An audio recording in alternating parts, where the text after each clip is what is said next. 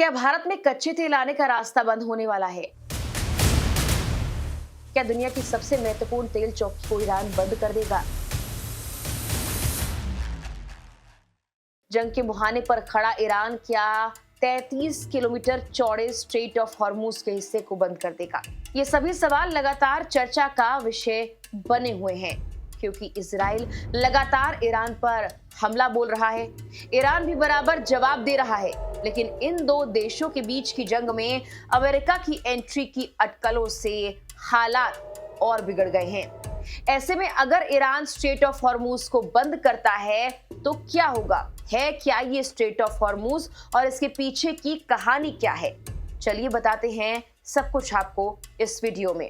Hormuz फारस की खाड़ी में प्रवेश करने का इकलौता समुद्री मार्ग है। ये एक तरफ ईरान को और दूसरी ओर ओमान और संयुक्त अरब अमीरात को बांटता है। इसके अलावा ये फारस की खाड़ी को ओमान की खाड़ी और हिंद महासागर में अरब सागर से भी जोड़ता है। इसकी कुल चौड़ाई 33 किलोमीटर है और दुनिया का 20% तेल और गैस इसी रास्ते से जाता है। ईरान पहले भी कई बार इस जलमार्ग को बंद करने की धमकी देता रहा है। स्ट्रेट ऑफ हॉर्मूज को दुनिया की सबसे महत्वपूर्ण तेल चौकी भी कहा जाता है। यूएई, सऊदी अरब, ओमान और कतर के ज्यादातर मालवाहक जहाज इसी रास्ते से दुनिया में पहुंचते हैं। इसके बंद होने के डर से मध्य पूर्व के कई देश तेल की सप्लाई के लिए ज्यादा से ज्यादा पाइपलाइन बिछाने पर जोर भी दे रहे हैं।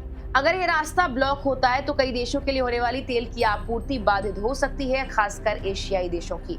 हालांकि वैकल्पिक पाइपलाइन मार्ग जैसे अबुधाबी से फुजैरा और सऊदी अरब की ईस्ट वेस्ट पाइपलाइन मौजूद है, लेकिन इनकी कुल क्षमता सिर्फ 4.2 मिलियन बैरल हर दिन है, जो कुल तेल व्यापार का एक छोटा हिस्सा भर है।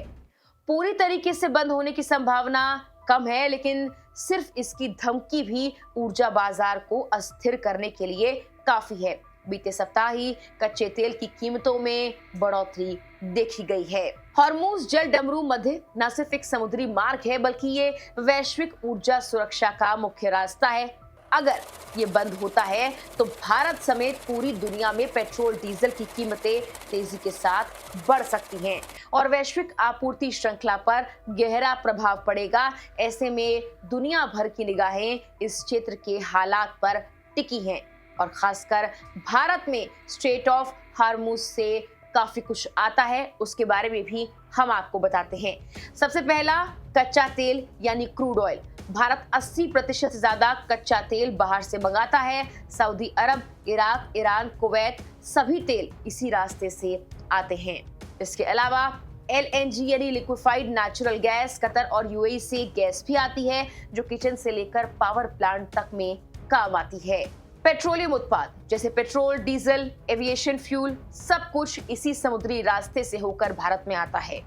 फर्टिलाइजर और केमिकल्स भी आते हैं। खेतीबाड़ी के लिए जरूरी यूरिया और अन्य उर्वरक भी शामिल हैं, जो इसी रास्ते से भारत में एंटर करते हैं। प्लास्टिक रॉ की बात की जाए तो मटेरियल्स इंडस्ट्री में इस्तेमाल होने वाले रसायन और प्लास्टिक रेजिन्स भी यही इसी रास्ते से होकर भारत में आते हैं।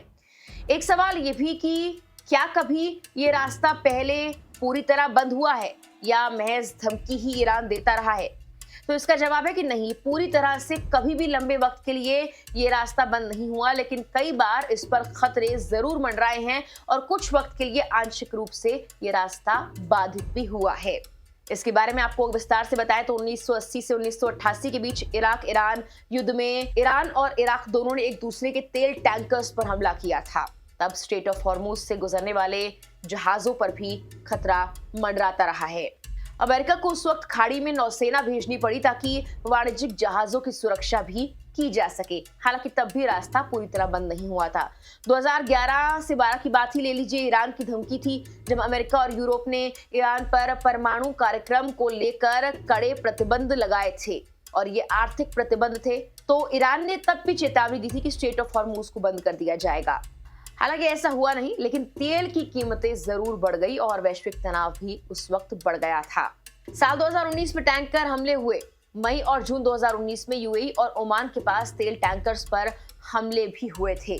जुलाई 2019 में ईरान ने एक ब्रिटिश टैंकर को भी जब्त कर लिया था। इससे स्ट्रेट ऑफ हॉर्मूज फिर से विवाद का केंद्र बन गया, लेकिन रास्ता पूरी तरह अब तक बंद नहीं हुआ है। कहा जा रहा है कि हॉर्मूज के बंद होने से कच्चे तेल और गैस की कीमतों में उछाल आ सकता है।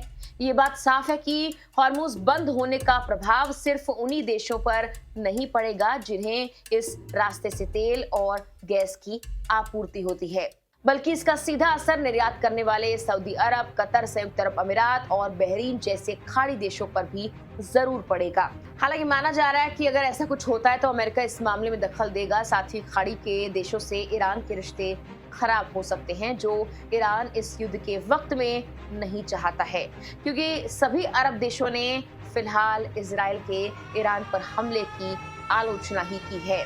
इसके अलावा ईरान इसी रास्ते से चीन को तेल और गैस भी निर्यात करता है। ऐसे में फिलहाल ईरान के लिए हॉर्मूज को बंद करना और इसका फैसला आसान नहीं होगा।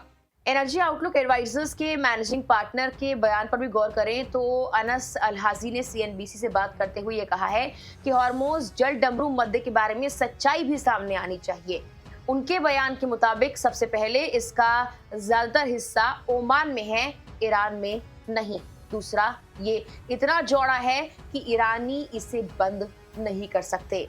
हालांकि वो ये कहते हैं कि ईरान को हॉर्मूज में जहाजों को परेशान करने और व्यवधान पैदा करने से रोका नहीं जा सकता है। उदाहरण के लिए मई 2022 में ईरान ने 2 ग्रीक टैंकर्स को जब्त कर लिया था और उन्हें 6 महीने तक रोके रखा, जो कि ग्रीक और अमेरिकी अधिकारियों द्वारा एक ईरानी जहाज को जब्त करने के जवाब में किया गया था। पिछले साल अप्रैल में इजराइल पर ड्रोन और मिसाइल हमला करने से कुछ घंटे पहले की बात है, जब ईरान के इस्लामिक रेवोल्यूशनरी गार्ड कॉर्प्स ने हॉर्मूज जल डमरू मध्य के पास इजराइल से जुड़े एक कंटेनर जहाज को भी जब्त कर लिया था। उस वक्त तेहरान ने ये दावा किया था कि जहाज ने समुद्री नियमों का उल्लंघन किया है, लेकिन एक्सपर्ट्स का ये कहना है कि जहाज के साथ इजराइल के संबंध ही उसके पकड़े जाने का कारण थे। तो क्या वाकई ईरान इस रास्ते को बंद करने वाला है या ये महज चेतावनी भर है? और अगर ये बंद हो जाता है तो भारत पर इसका कैसा असर पड़ता है, ये आने वाला वक्त ही बताएगा। फिलहाल के लिए इस वीडियो में इतना ही।